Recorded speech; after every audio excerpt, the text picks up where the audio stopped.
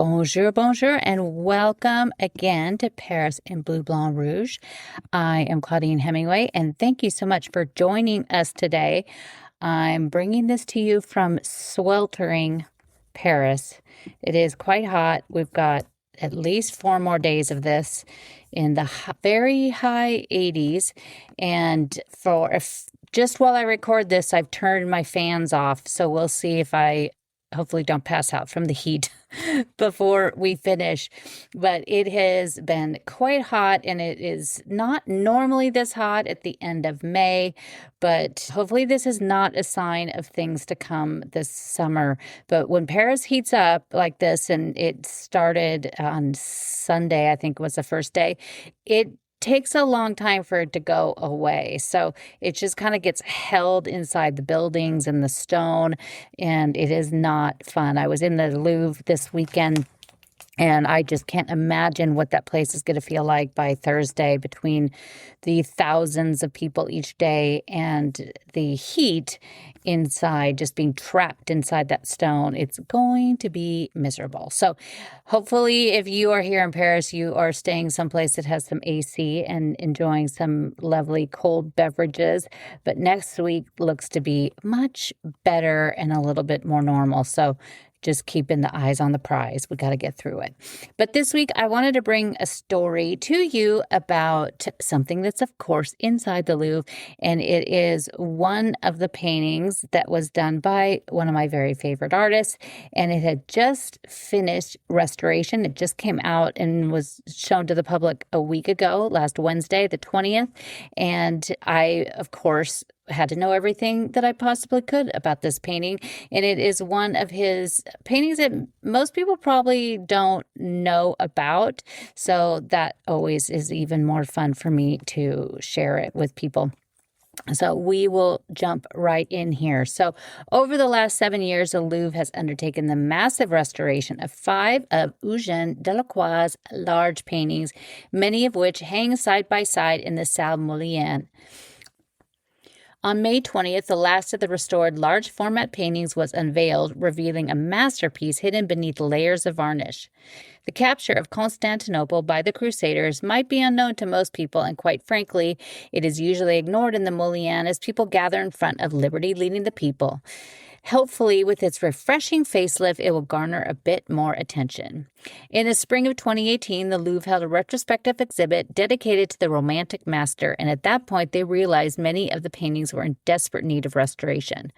Most paintings need a bit of love every 80 to 100 years, but as you can imagine, for the Louvre, that isn't a very easy schedule to keep or to fund, for that matter.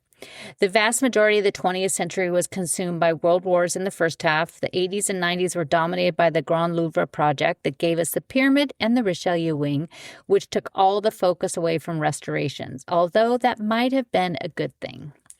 Restoration is an art form in itself. Over time, the focus of restoration has changed many times.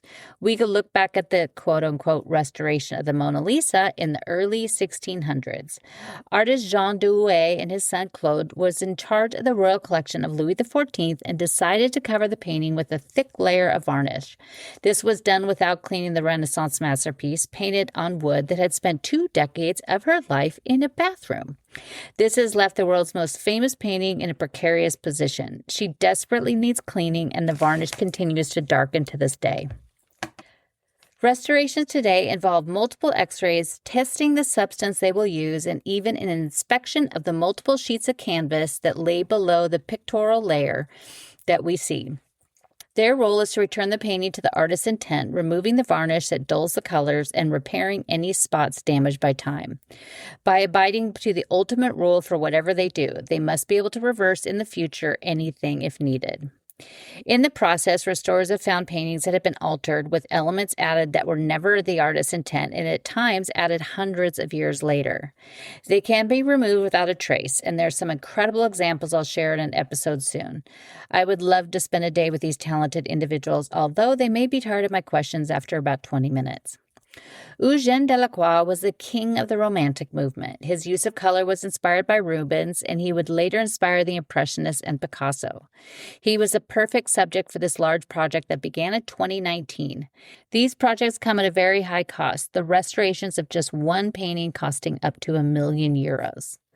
The Salle Mollien is just a few steps from the Mona Lisa, and it was created under Napoleon III. Between 1852 and 1870, he doubled the size of the Palais du Louvre for his government, while the Grand Gallery served as a museum. The room originally held the French masters of the 17th and 18th century, as attested by the names inscribed on the walls above. Today, the same room painted in Pompei red hold the paintings of Delacroix and the Romantic period, placed here in 1995. One by one, 5 of the Delacroix paintings have been restored, starting with a scene from the Massacre of Scio, painted in 1824, depicting the destruction by the Ottoman Empire of the people of the Greek island of Scio in 1822. In 2021, a painting that also inspired Picasso to copy many times, The Women from Algiers in Their Apartment, was painted in 1834. The colors in the women's clothes came to life after the restoration. Delacroix liked to push the envelope with his paintings and the themes he chose. The Death of Sardanapalus, painted in 1827 for the 1828 Salon, drew a crowd, but most were shocked by the theme of the mythical Assyrian king surrounded by all his favorite things just before his death. You can't restore the tableaus of Delacroix without touching his most famous, Liberty Leading the People. In 2023, it was completed in time for the 2024 Olympics. More on that in July. Last week on May 20th, the 5th and final from the Master of Color was revealed, The Capture of Constantinople by the Crusaders, April 12, 1204. Before the restoration, the painting was very dark. The architectural background of the city and the Bosphorus Strait had almost disappeared under multiple layers of varnish. The restoration was sponsored and paid by Madame Isabelle Ile Carboni. She was also the one who supported the cleaning of the Death of Sardanapalus and is helping with the Rubens Medici project. Constantinople was last restored in 1948 by Paul Maraday and Edgar Aye. The newest restoration includes strengthening the canvas and its edges and the full cleaning of the pictorial layer. It was led by the amazing restorer Bénédicte Trémolière and Laurence Mignot, who cleaned, reintegrated, and added a new clear layer of varnish to once again bring out its color for glory. The support, backing canvas, and the frame were restored by Jean-Pascal Viola and Luc Arter. The project lasted 11 months from May 2025 to April 2026. I've been fortunate enough to attend a few lectures given by Bénédicte and Laurence, two fascinating and talented ladies.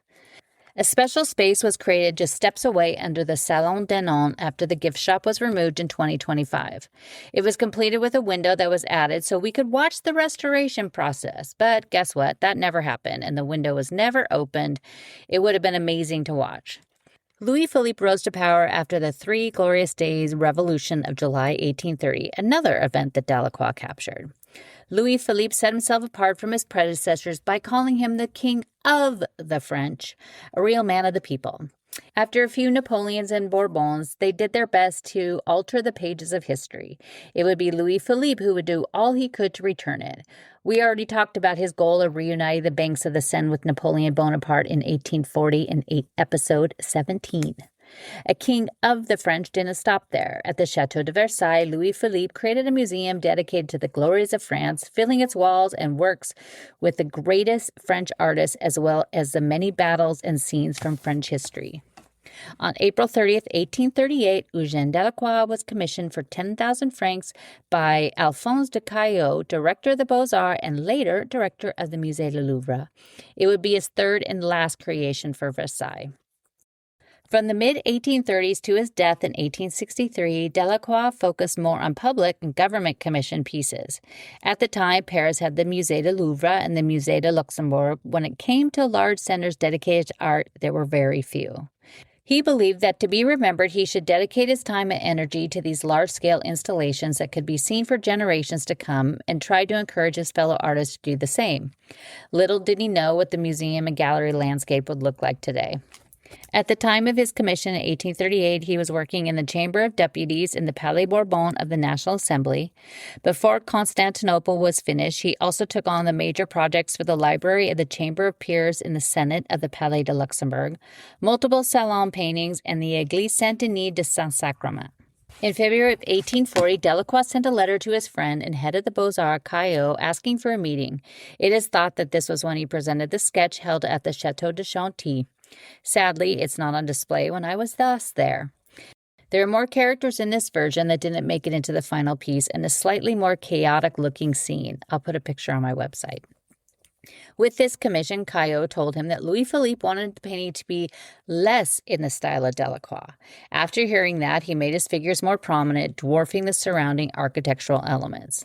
The view reimagined by Delacroix over 630 years after the Crusade is likely near the Blachernay Palace with the Golden Horn and the Bosphorus Strait below.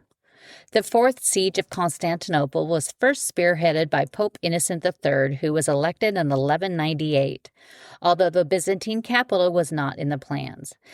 The Pope wanted to return Jerusalem to Christianity and out of the hands of the Muslims. It was led by Baldwin I of Flanders and Boniface of Montferrat, who decided to fight for the cross and return to Christianity. Without a massive army of their own, the Pope asked the Venetian Doge Enrico d'Ondola to assist, launching the crusade in 1202 with the help of the Venetian ships and the army of Baldwin and Boniface. They were supposed to go to Egypt, but things didn't go as planned. The Byzantine throne had been anything less than solid for quite some time.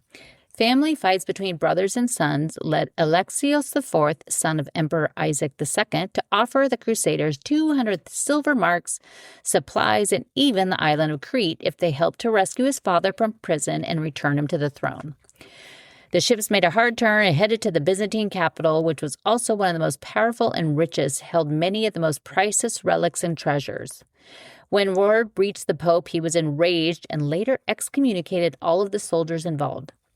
On July 19, 1203, Isaac II regained his throne once more, although not in the finest of form. He had been imprisoned by his brother Alexios III and had his eyes gouged out. However, Isaac's son Alexios IV hadn't followed through on his promises to the Venetians as they took matters into their own hands. From April 8th to the 13th of 1204, the Byzantine capital of Constantinople and the head of the Eastern Roman Empire would be attacked and changed forever. Soldiers used the masts of their ships to reach the top of the walls, while those below, armed with pickaxes, bored through and crawled in to terrorize the citizens. The first days were a mess of looting, attacking, raping, and killing. On the 12th, the same day captured by Delacroix, they began a far more organized looting. In the aftermath of the siege, the country would be split into 4 parts, and Constantinople would fall under the new Latin Empire, naming Baldwin of Flanders the first Latin emperor on May 9, 1204. Delacroix was no stranger to controversy or shocking subjects. He was commissioned to paint this subject specifically to be held in the Hall of Crusades in Louis Philippe's museum. At some point in the 1830s, Delacroix was walking down the Champs-Élysées and was struck by a scene he saw on the scaffolding on the north side of the street. The sun covered one of the workers while the others were cast in the shadows. It was something he would beautifully incorporate into this painting, putting the attention on the victims and not the attackers. The center of the tableau is dominated by the soldiers on horseback dressed in armor and helmets. Baldwin, the Count of Flanders, led the French soldiers in an attack through the city streets, sits high in his horse and looks down at the man begging for clemency. Behind Baldwin on the left, the head of the Venetian Doge, Enrico d'Ondola, who controlled the siege through the port, can barely be spotted between the staffs of the banners. Boniface, as well as Louis I de Bois, are also represented on horseback. Louis I wasn't actually there that day as he had been ill, but he was involved in the lead-up and the aftermath. Below, the older man reaches up to Baldwin, imploring him to stop the attacks. His hand shows his age, while the young lady, who has her face turned into his chest, has hands that are young and smooth. Painting hands and feet is quite difficult. Géricault had such a hard time with the foot on one of the men of the raft of the Medusa that he finally gave up and covered it with a sock. Da Vinci, Ingres, and Delacroix excelled at capturing hands and features them prominently in many of their pieces. Quite possibly the greatest part of this painting is the group of the 2 women in the lower right edge. It's possibly a mother and a daughter. The younger woman in a pink and gray dress that has fallen to reveal her entire back leans forward with her blonde hair hanging over the other woman who lies in her arms. Grieving the loss of the woman, she appears clearly upset, even without us being able to see her face. The woman in her arms wearing a blue and gray dress and a blue veil covering her head, with her skin tinged the slightest shade of blue, telling us that she has died. Above the women, the horse of Baldwin appears to come to a running stop as it pulls its head away from them, giving us a bit of compassion that probably wasn't there in the actual moments of the siege of 1204. Delacroix sketched many of the individual elements of the painting, but by far the most stunning and complete is that of the two women. I'll have a picture of it on my website. The horse of Baldwin steps over a banner, helmet, quiver, and other weapons of war. During the restoration process using x-rays, it was found that Delacroix had actually painted the body of a soldier. At some point, he changed his mind and covered the soldier with the banners. It would have changed the idea of the horse halting to avoid the soldiers instead of the woman. In the far left of the painting, a priest under the porch of his church is grabbed by the throat by a soldier who attempts to stop the man's quick action to charge towards Baldwin and his men. Below, his daughter was left to die after soldiers had taken advantage of her. The mix of all these walks of life was something Delacroix excelled at. With the use of shadows, he placed the important elements, the people in the glow of the light, and the attackers and soldiers in the dark. The architectural elements are now thought to be designed by his friend Louis Boulanger. Below, the smoke begins to form as the soldiers destroy the city in their wake. The painting was finished and first displayed in 1841 Salon in the Salon Carré of the Musée du Louvre.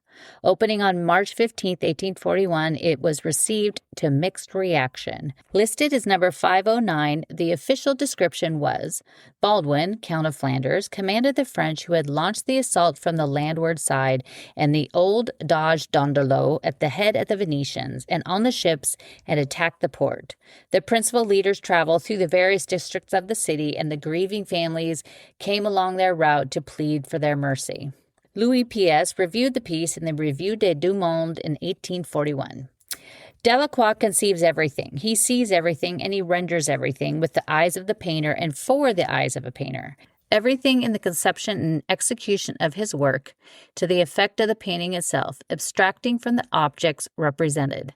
He is less concerned with representing a fact or expressing an idea than with painting a canvas. The subject is less an end in itself than a pretext for him, and this is what so greatly confounds the public, who understand and judge a painting only from a literary point of view, want above all to find in what they seek in a novel or a poem, a dramatic or historic meaning. In 1855, it was exhibited again at the Universal Exposition to a more favorable response. Charles Baudelaire was a big fan of Delacroix and had to speak out after seeing the masterpiece. But the painting of the Crusaders is so profoundly penetrating, quite apart from the subject matter, by its stormy and somber harmony. What a sky and what a sea. Everything is tumultuous and tranquil, like the aftermath of a great event. The city spread out behind the Crusaders, who have just crossed it, stretches out with a prestigious realism, and always those shimmering, undulating flags, their luminous folds unfurling and snapping to the transparent atmosphere. It was transferred to the Louvre at the start of May 1885 for the exquisite quality and hung in the Salle des États. It remained until September of 1939 when it was rolled up and evacuated to the Château de Louvigny. It safely returned to the Louvre on May 31, 1946, almost exactly 80 years ago.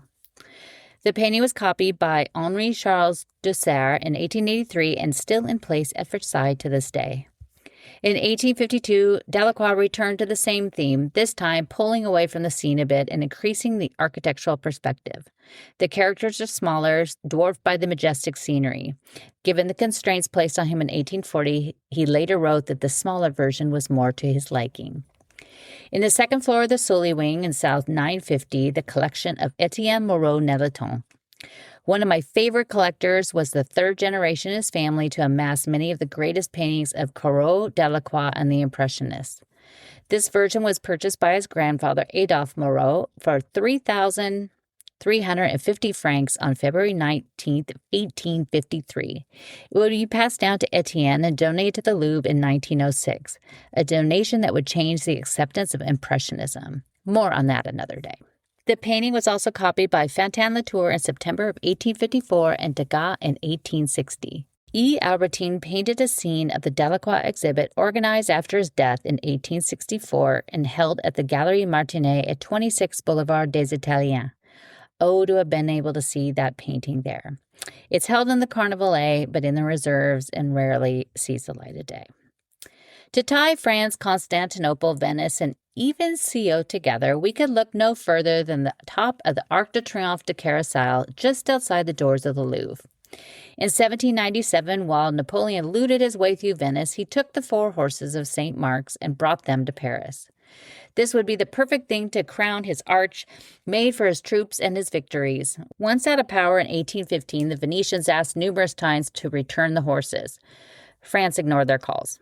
In the dark of night, the Venetians arrived, climbed up, took them down themselves, and made their way back to Venice, although they never belonged to Venice in the first place. They were tied to the Hellenistic period and most likely created in either Rhodes or Scio. They were installed above the Hippodrome of Constantinople, where they remained until the Venetian Doge Dandolo stole them in 1204.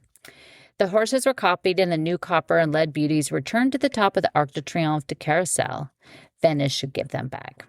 Now, if the entire time you've been listening to this, you have heard the song, Istanbul is not Constantinople, you are not the only one. Since last week when I saw this, and anytime I look at this painting, that song is played through my head. And for the last week, since I have been thinking about this and researching, I have probably sung that song in my head 4,000 times. So hopefully you did too. And also, I'm sorry. But I looked up that song, and it was written in 1953, and it was written by Jimmy Kennedy for the Canadian group The Four Lads. And it has been copied by everybody under the sun, from Trey, what's his name, from Fish something. I've actually met him before. I can't even remember what his name is. Bette Midler, all of these people have sung that song. Sang that song. But it is a kind of a fun song, but you should look it up and listen to it. But I'm sure, who doesn't know that? But it's also, I think that's actually one of the funnest city names to ever say. So I think they should just turn it back. I think Istanbul should become Constantinople once again. So be sure, if you're not in Paris and you can't run over to the Louvre and see this painting, make sure to go to my website, claudinehemingway.com, and I'll have tons of pictures of the painting, the before, the after, including the x-ray, and also some of the sketches that Delacroix did for it. And I'm excited to share that with you, and excited to share another episode coming next week that will involve something that's kind of going on in Paris right now as we speak. So hopefully it's a little bit cooler wherever you are than it is here in Paris right now. And I am going to jump off so I could turn my fans back on. Hope you guys all have a wonderful day, and thanks for joining me. And if you're coming to Paris, make sure you book a tour with me, or let me assist you in planning your trip to Paris. You can find everything at claudinehemingway.com. Merci.